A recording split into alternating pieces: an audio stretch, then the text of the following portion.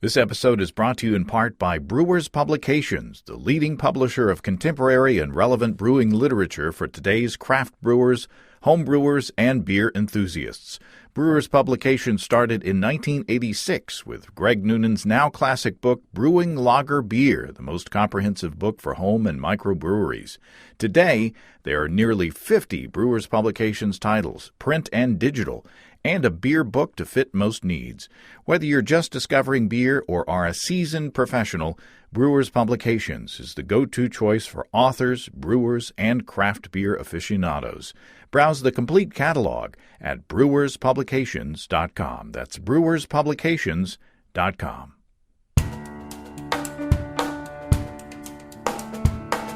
Welcome to Basic Brewing Radio for Thursday, March 8th, 2018. I'm James Spencer.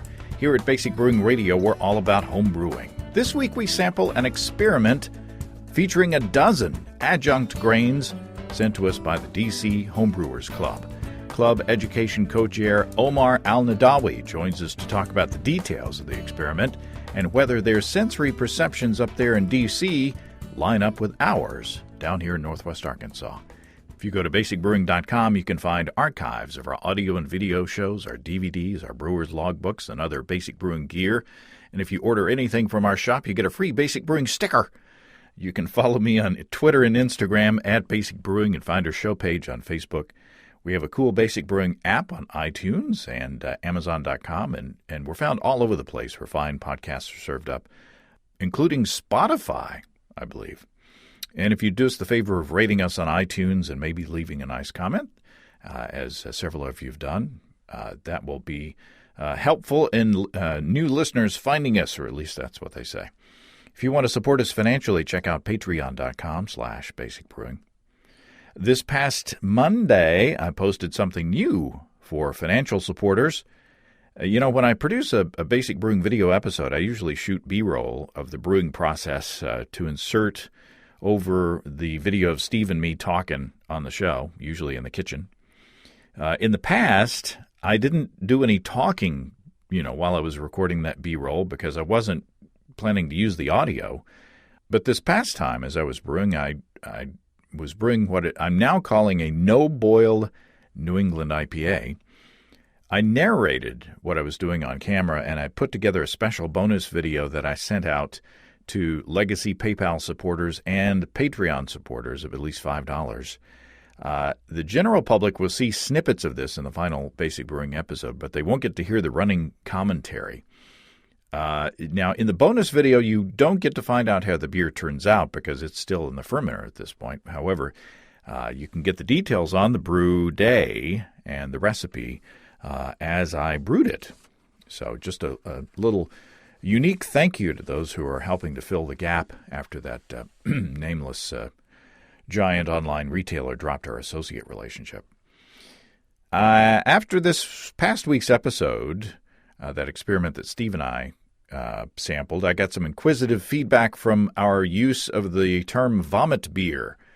I got email and comments on social media, several places, including a tweet from Marshall Schott of Brewlosophy. I'm assuming that Marshall's running their Twitter account. He said, love these Basic Brewing experiments, though not sure what back-of-the-throat vomit character is. And we've talked about that term on the show before, vomit beer, that referring to bitterness, but maybe it's been a while. That's my wife Susan's description of the bitterness that she gets from a super bitter IPA. I don't usually have the same reaction. I like bitter beers, but that's how she interprets it. That kind of back-of-the-throat bitterness, she calls vomit beer. Former Homebrewer of the Year Annie Johnson replied on Twitter, I think what they mean as a kid we referred to as throw-up burp.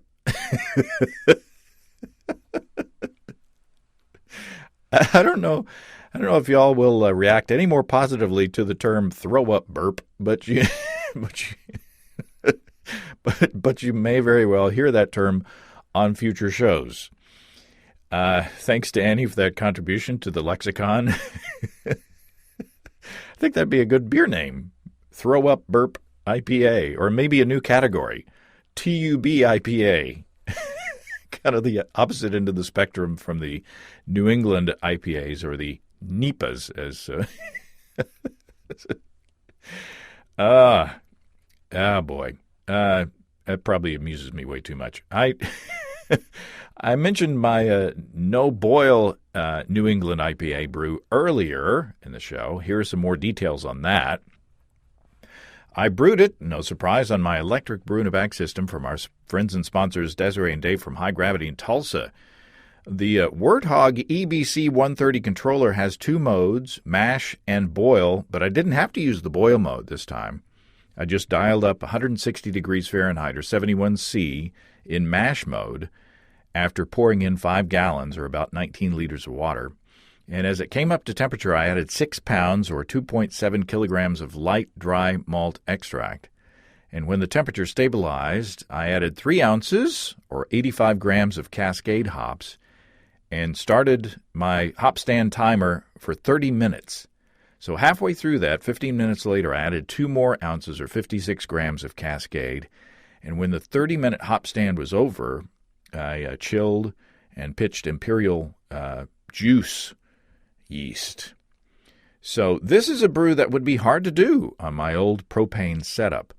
But the Warthog controller from High Gravity held the temperature rock steady, and I didn't have to worry about it fluctuating because of the wind or ambient temperature, and I didn't have to wrap the kettle in old quilts or blankets. You know, I'm getting spoiled, I tell you. And cleanup is super simple because all the electronic parts unhook, and the kettle is completely submersible. I love hearing feedback from excited brewers who get their own electric systems from High Gravity.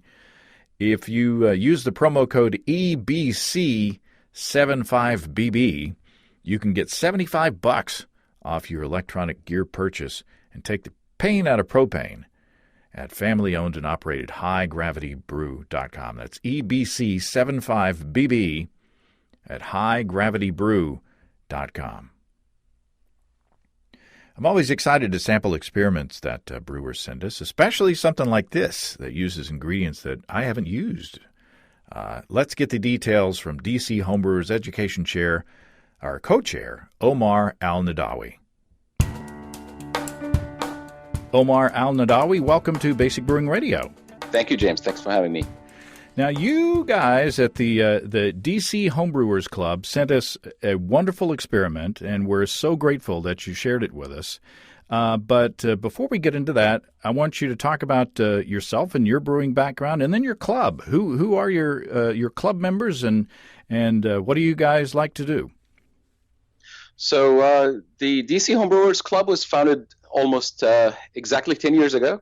Actually, back in January 14th, we celebrated our 10th anniversary. And it started as a small group of homebrew enthusiasts from the DC and its surroundings. And over the years, it has really grown into something beautiful. We have more than 1,000 people on the Facebook page and on our mailing list. And we have monthly meetings where we have more than several dozen members usually show up. And we have now for the 4th or 5th year, I think, we have our own BJCP sanctioned homebrew competition. So it's a growing and flourishing enterprise. I joined the club about, I think, 6 years ago, and I've been brewing for 7 years. And a few, maybe 6 months ago, I joined the club's cabinet as a co-chair of the education committee. Yeah, you guys are serious. You have you have officers and duties and things like that. So you've got a structure. The DC culture. Yeah, you're a bunch of bureaucrats. Bureaucrats, exactly. Now, since you're in the DC area, does Mike Tonsmeyer drop in every now and then? Oh yeah. If you come to one of our meetings, you'll probably see him there. And he's one of our rock stars at the club. Of course, he's starting a new brewery, so you may see him less nowadays. We're super excited about that, and we can't wait to see. I think Sapwood Cellars when we want to see it get off the ground and see what kind of awesome mad fermentations are going to come out of there. Yeah, no kidding. Now, we talked about the experiment, or we said that there was an experiment. So talk about the parameters of this experiment. What were you trying to explore? Okay, so I think the original idea was, brewers use a lot of adjuncts in brewing. You use flaked barley or wheat to increase mouthfeel or foam retention or to lighten the beer or whatnot. And the idea was to test how these, stack up against each other, and also test the assumptions that we have about these grains. And we presented the idea to some of the club members, and everyone liked it. And soon it expanded from originally, about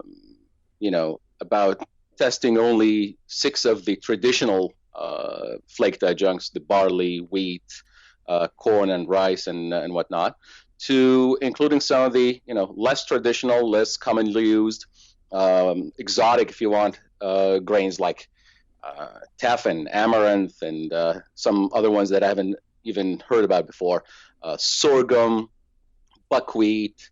So we ended up doubling the number of grains we wanted to use from 6 to 12, and we also had a couple of control beers to create a baseline to measure the other beers against.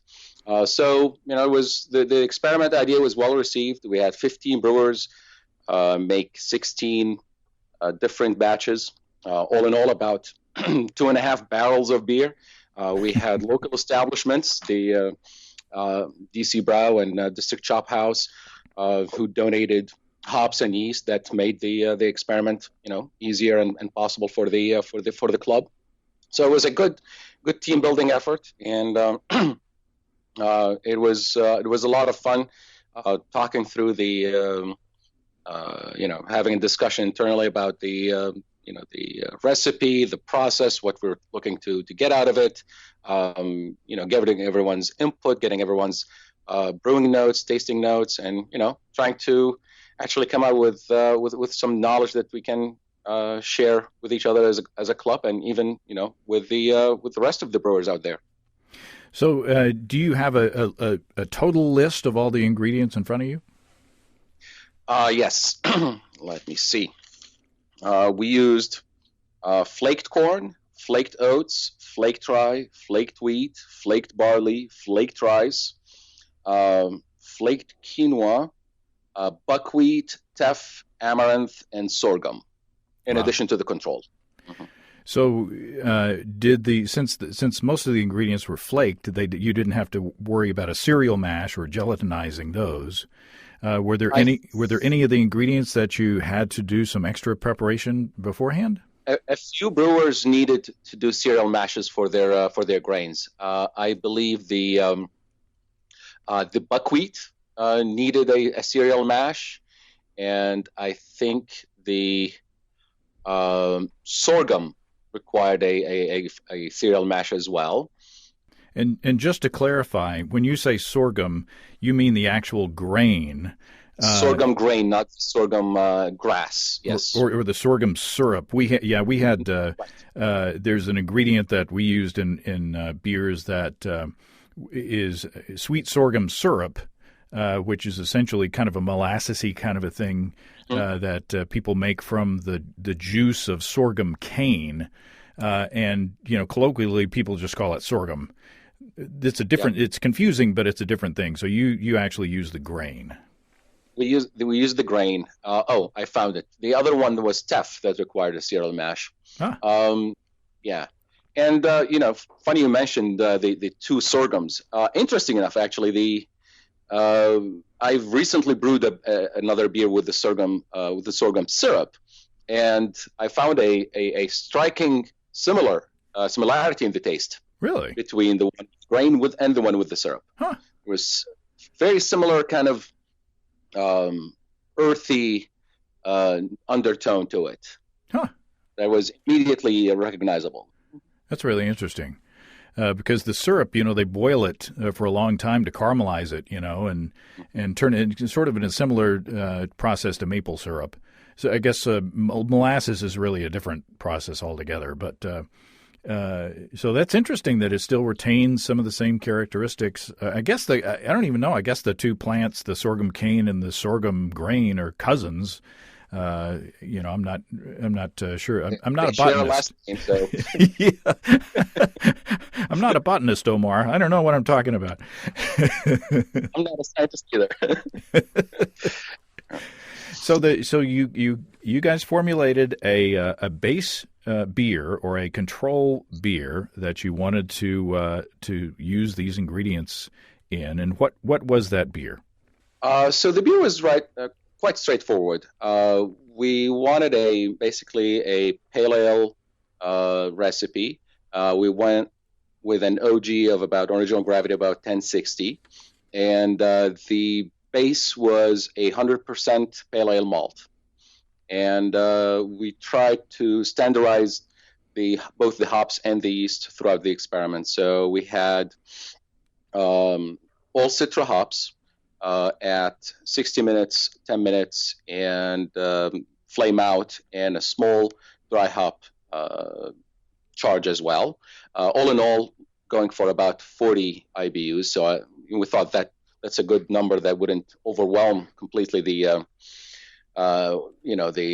adjuncts we're trying to use and try to test. Mm-hmm.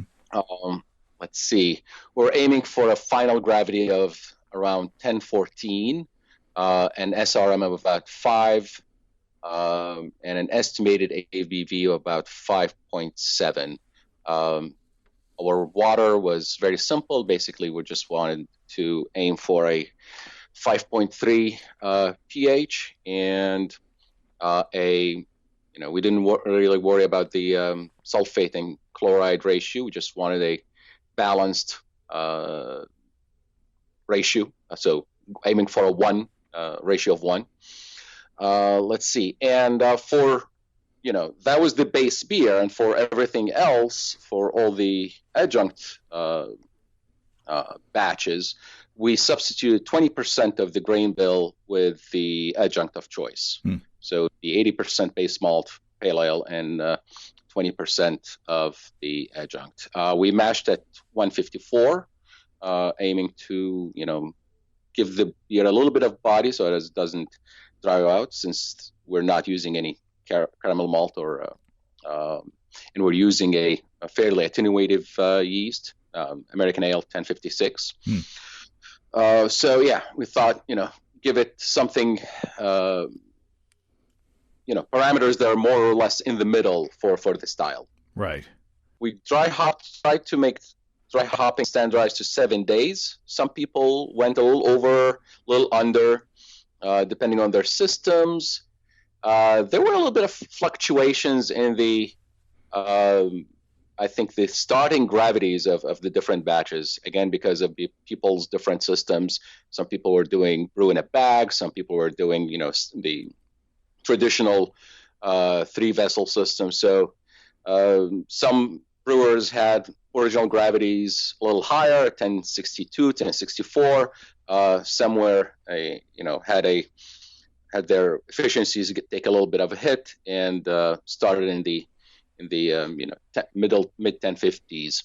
Yeah, and some of those differences in the efficiencies might have had something to do with each of the adjunct ingredients, right? Right. I think that's also possible. We noticed from the finishing gravities that we had probably 2 main groupings in terms of the numbers. Several of the beers finished around 1011, 1012. We had a bunch finish a little lower at the 1007, 1008. And we had one outlier, that I'll tell you about later, that finished at 1021. Wow. Okay. Well, it'd be interesting to know which one that one was. Now, you guys were generous enough to send us a bottle of the control, and then 5 of the different ingredients. In the beginning, Jay Wilkes, who initially contacted me from your group, first of all, he wanted us to come out to Washington, D.C. to sample the experiment in person, and I said, well, we'd love to come, but That would have been awesome. travel budgets and stuff. But then he offered to send like all of the beers, and I was like, well, that's a lot to sample for one show. So you guys narrowed it down to 5 of the ingredients and sent those. Yeah. So a little bit about that actually. We have an annual meeting in February that we get together with other clubs from the neighborhood. So clubs from Maryland, Virginia, and other clubs in the DC area. And it's been, I'll call it a tradition, but it's been the second year in a row that we go there and present a club experiment in which several of us participate. And we used that that occasion as a way to get feedback about the beers. We try to narrow down to which ones are more presentable, which ones are worth replicating, and which ones were interesting experiments, but thank you. Nothing ventured, nothing gained, but maybe not next time. It was a lot of fun trying all those 16 brews, but I bet some palate fatigue I think was setting in towards the after a dozen beers. Well, you guys sent us those beers, and I went to a Steve's Homebrew Shop with Steve Wilkes and a first-timer on the show, Reece Morrison, and we sat down and sampled the beers and took notes, and here is what we came up with. Well, here we are in the back of Steve's Brew Shop with Steve Wilkes. Hey, James. And Reece Morrison, the first-timer here on the show. Hey, James. Welcome. We are here tasting these beers. We got 6 samples in front of us. We have the control and then 5 uncontrolled. So why don't we just go around and talk about each of these? Let's talk about the control. Steve, what did you think about the control beer? I thought it was a nice beer. What I know about it is that it was pale ale malt. Was it Citra? I think hops, yeah. And just a nice American pale ale, and very drinkable. I'd be very happy to have brewed it and shared it with my friends. Yeah, I would agree. Very good, typical, Citra kind of beer. Good pale ale, solid, dry, good finish. Yeah, it was solid. Yeah, I wrote down big citrus and well balanced. I thought it was a really good beer. I would have been happy to brew that.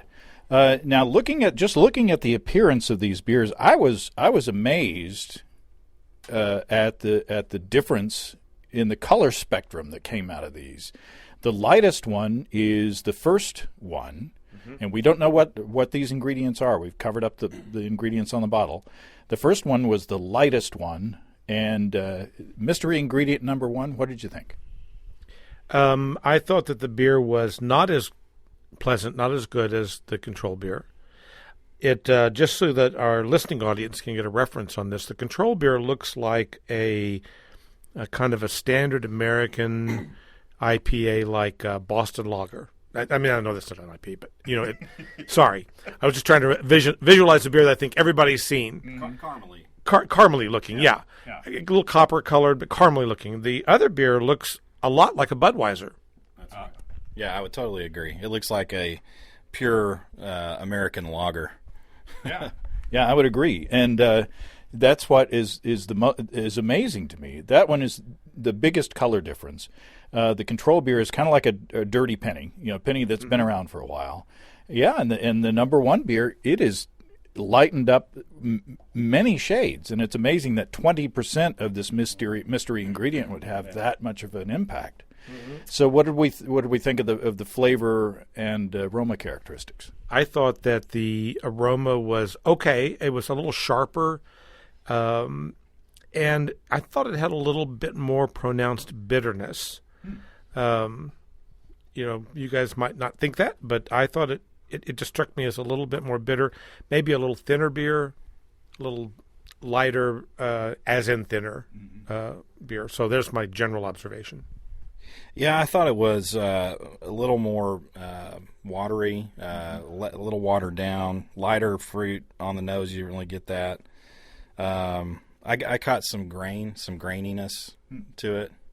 The taste was just less of the control. Yeah, I thought this was not as good a beer. I wrote down less mouthfeel and less hoppy. I think that the hops were dulled in this second one, or this first adjunct. Yes, I agree with that. And so maybe a more articulate way to say that would have been that I thought that the fruitiness, that kind of nice hop bouquet, was dulled, and so that what I picked up was the perceived bitterness without the kind of nice citrusy notes that you'd expect. And Steve, you were scientific about this. You assigned different values to these beers. Talk about your number system. I use a base 10.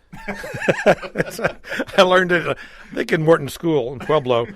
But anyway, I assigned 100 as the base value for the control beer, and then I valued each beer up or down from there, although I didn't value any beer greater than 100. So just very quickly, I ranked the number 2 beer initially at 98. The number 1 beer. Well, maybe we shouldn't spoil the rest of them. Well, okay. So, but what I would say is, though, I think that if I were to go back and re-rank these, I would probably change some of my values now, a few minutes later. So I guess where I was headed was the 98 is too high compared to the other beers now. This is kind of Olympic in our scoring system here. So we don't like it as good as the control. Lighter in color, less mouthfeel, less hoppy, just not as good. So are we ready for the unveiling? Sure. Steve's going to unveil. All right, here we go. Just rip that sucker off. Quinoa.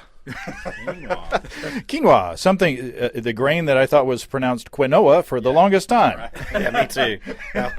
Quinoa. I'm shocked. You got just now learning this. You say quinoa, I say quinoa. And it's flaked. It's flaked quinoa. Who knew? Who knew it could be flaked? I thought it was kind of flaky when I was tasting it. That makes sense. Yeah. That's cool. I thought it was rice. Oh. So I just thought, okay, this is so much lighter beer. The body's so much lighter. The only thing my pea brain could come up with was rice. I stand corrected. There you go. Okay. I would have guessed rice or corn. That's kind of where I was going with it. Quinoa. Okay, so quinoa. We're not a fan. Okay. Number 2. What did we think of number 2? Reece. It's definitely more the color of the control beer. It's kind of a gold color. It's clear. It was, to me, sweeter. It had a kind of a sweet nose, like a caramely kind of type take on the nose, what I got. And it was just a little sweeter beer than the other. I also I felt like it was a little more astringent. That perhaps they, for whatever reason, pulled out some tannins maybe that kind of struck me on the palate. Although I just tasted it again, I didn't pick that up quite so much. It's interesting how beers change as they warm. Right. But when I first tasted it, the very first word I wrote down was astringent. It seemed to me the hop nose really hit me on this one for some reason. That when I tasted it, I was like, wow, I really got a nose full of hops for some reason. Still smelling that sweeter. It's sweeter than the control, a lot, in my opinion. Yeah. So do we like it? Yeah, I mean, I gave it a 94. It was, easy to dance to. It had a good beat. But at that time, you liked it less than the quinoa. Well, see, the quinoa now I would go back and rate much lower. So at the moment we opened them and they were cold and I didn't have any other reference, the quinoa would go way down now. I didn't pick up a whole lot on the malt side of things. It just didn't impress me as being not a whole lot stood out about it. Not a lot of interesting flavors came through on the malt bill on number 2. It was just the hoppiness was accentuated to me for some reason. Yeah, my notes were more pronounced in Hop Bouquet than number 1. Everything is in relation to the control beer. Right. More pronounced Hop Bouquet, somewhat lighter in color, and astringent. Those were my 3 notes. Okay. Do we like it, Reese? It's solid. Yeah, I like it. I don't like it as much as the control, but it's good. Yeah. I would agree. All right, number 2, Steve. All right. Drum roll. I can't do it. Araminth. And that is? Yeah, exactly. It's an ancient grain. It's an ancient Middle Eastern grain. Oh, I'm glad you're here. Well, I'm glad I'm anywhere at my age. And we should say Jay brewed the quinoa. Alex brewed the amaranth, and then Bob did the control beer. Either that or the beer's name is Bob. So either way. So, okay, amaranth, we're kind of I like it. It's good. Yeah, a little sweeter. I'm still going to stick to that. But to me, it doesn't bring anything special to the beer that, it's not, to me, it wasn't an improvement. I don't know. I still like the control better. Right. Okay, number 3, Steve. Number 3. On number 3, I have that it was the only beer that I felt was equal to the control beer, and therefore as good. It was very similar in color, a little bit lighter. I liked it the best of all the beers except the control beer, and I might like it as even better than the control beer. I actually like this beer better than the control. I think it's more pick up more of the hop character, more fruitiness, it's more of the control, and it's like the adjunct accentuated what it was supposed to be. That's what I take. That's my take on it. I agree. I think we all agree that number 3 was our favorite. I wrote down more grainy. Just brought more to the table as far as the grain side of things. It may be maybe it's balancing it, out with that grain, because it to me it just accentuates it. Yeah. Yeah, I said the most pleasant grain bill of them all for me. I wrote down more bitter. Maybe a little bit. I think the grain bill maybe brought out a little more bitterness than the control for me. I'm not sure. But I like number 3 quite a bit, and I like the control beer quite a bit, but I like number 3 better. To me, it was my favorite. Yeah, my favorite. It's got a really roundness to it. The flavor just kind of fills your mouth. Take that wherever you want to go. Okay, number 3, the unveiling. All right, this will be interesting. Flaked rye. Oh my! Rye. Okay. And Michael's the brewer. Yeah. Well, there you go. So nobody said spice. You notice, usually when people talk about rye, people say, spicy. Yeah. It's a characteristic in a lot of bourbon. As the rye character. But I might brew some flaked rye now with that. I like that. It's good. Yeah. That was super good. I still flaked rye, by the way. It's just right over there. Okay, number 4.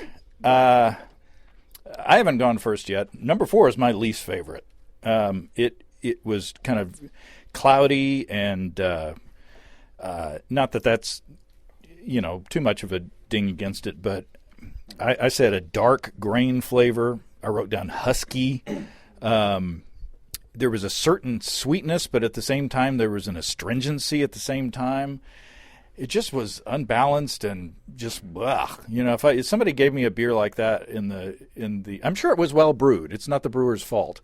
I'm crediting or blaming the ingredient, but if someone were to serve me this beer, I don't know that I would drink a whole pint of it. And I think that's the only one that I could say of this flight that I wouldn't drink a whole pint. Yeah, it's got some kind of wang to it. I put garlicky. I think it's like old Chinese food that sits in your fridge for 3 days. Wow, that was my descriptor. Takes me back to college. Yeah, I've got an odd grainy flavor. I wrote down medicinal. Not a lot of hop aroma. Maltier and thicker than the other beers, but not in a good way. So it's just not a good beer. I will note it's very cloudy. It's it's the cloudiest of all of them. Yeah, I like that descriptor, garlicky. Yeah, that's a good one. Yeah. Yeah, and you're right. It is. It's like old Chinese food.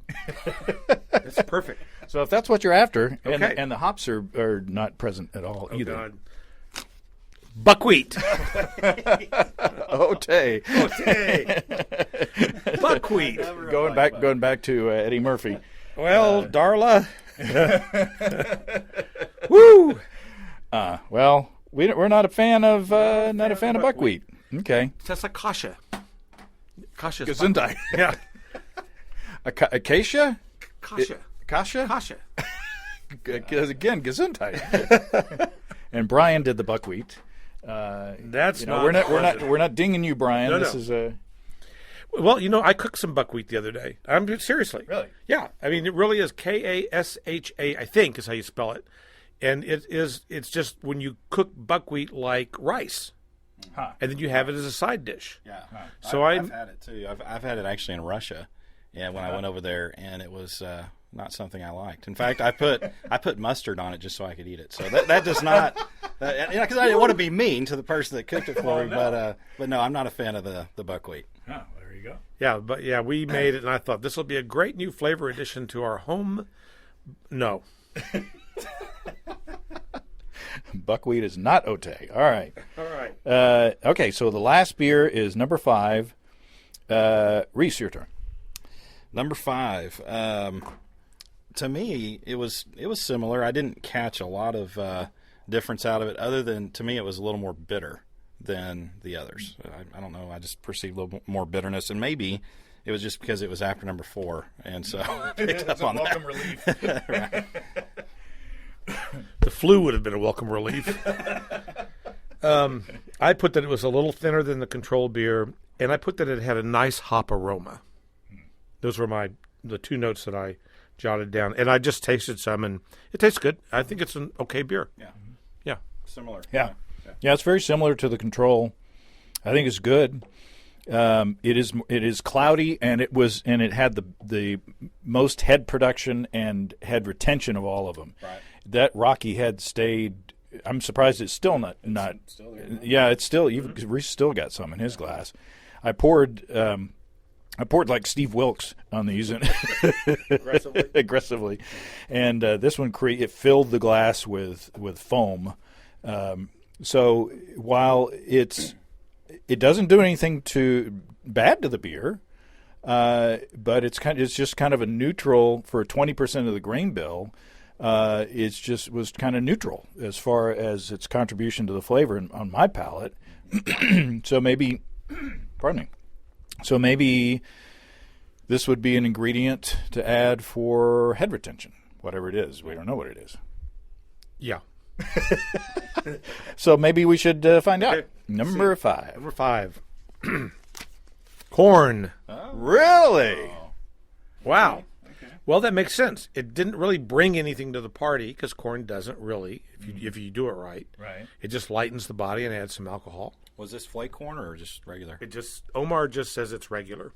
So it's Omar's beer, and we'll be talking to Omar.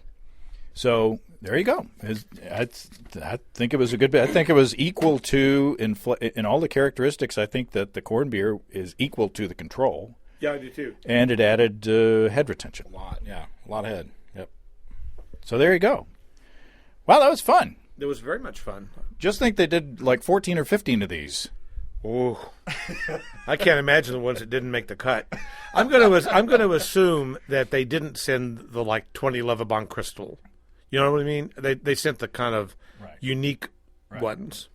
Well, and I have a feeling that they sent us the buckwheat one to see what we thought of.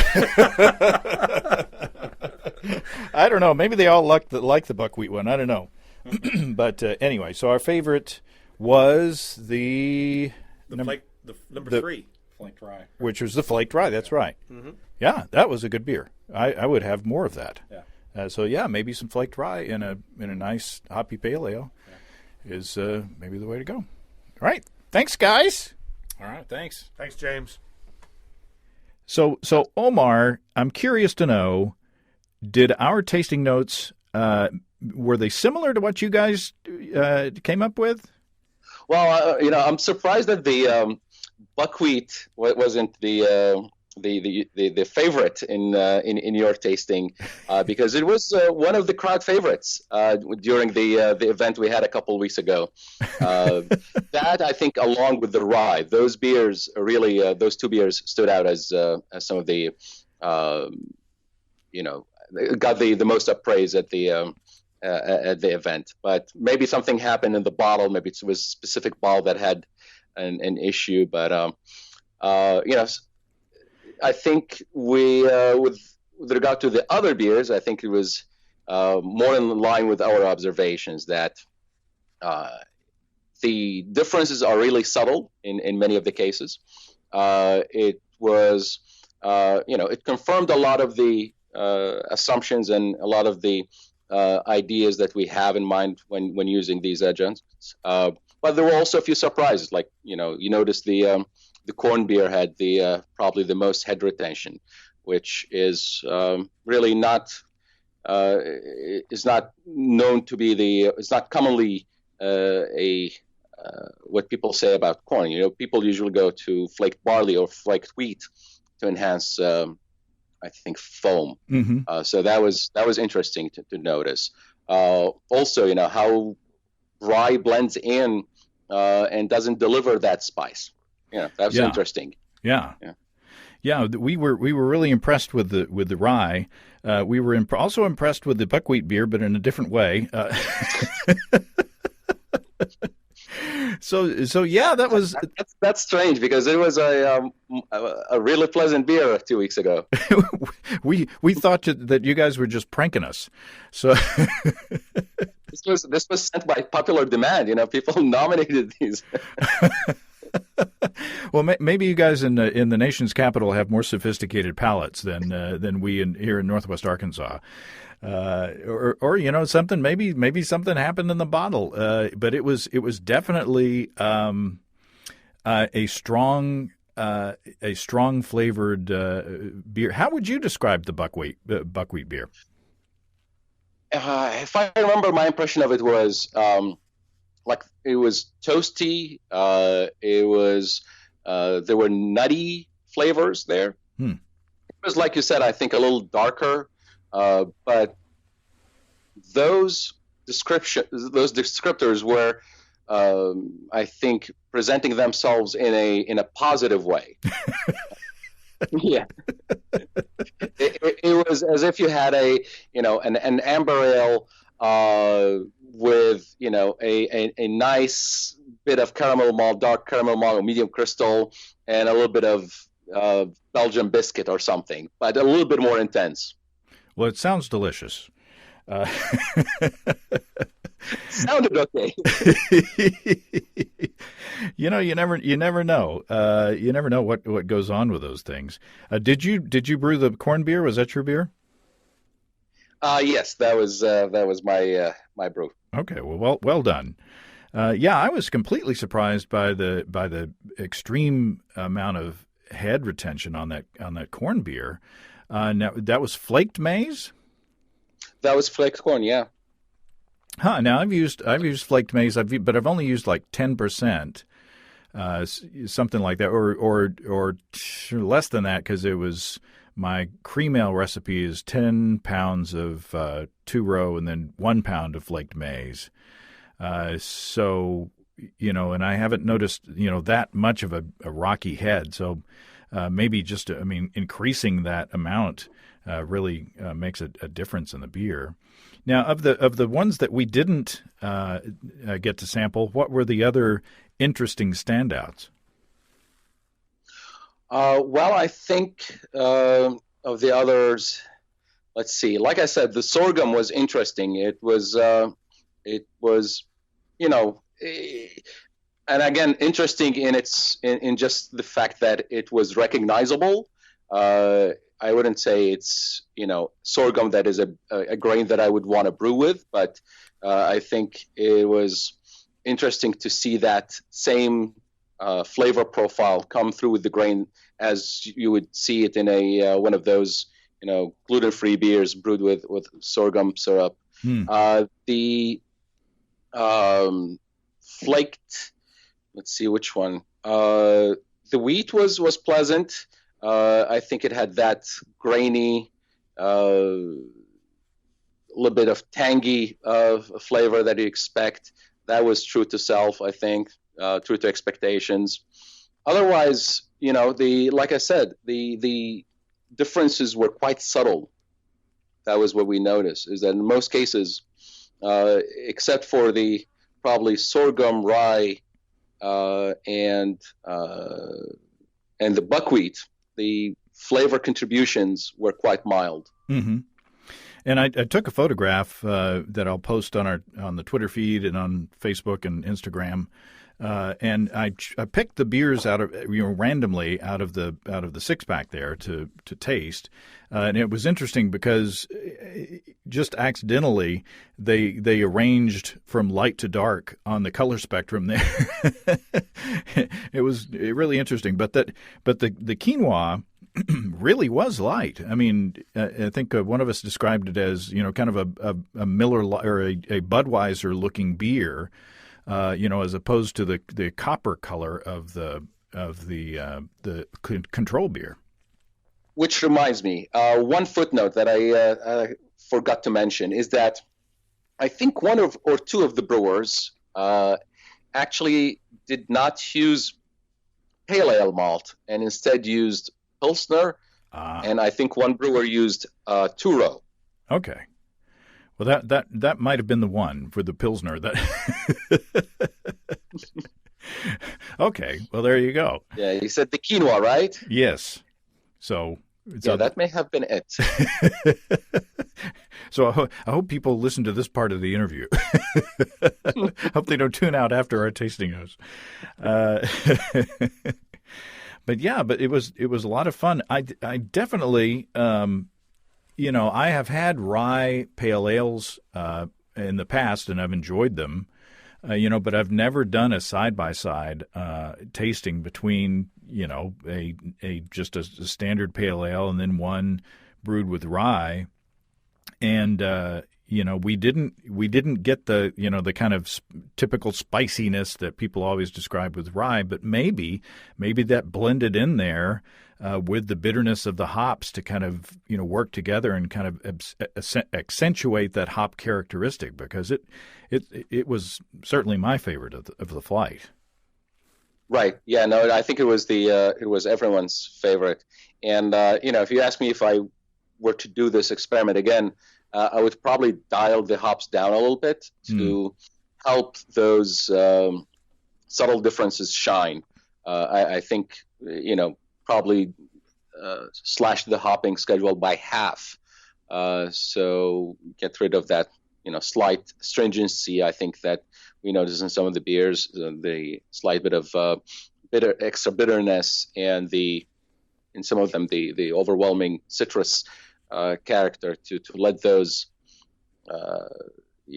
mild flavors of the different grains present themselves a little bit more in a more pronounced way. Sure. But these sure were tasty. Yeah, these sure were tasty, though.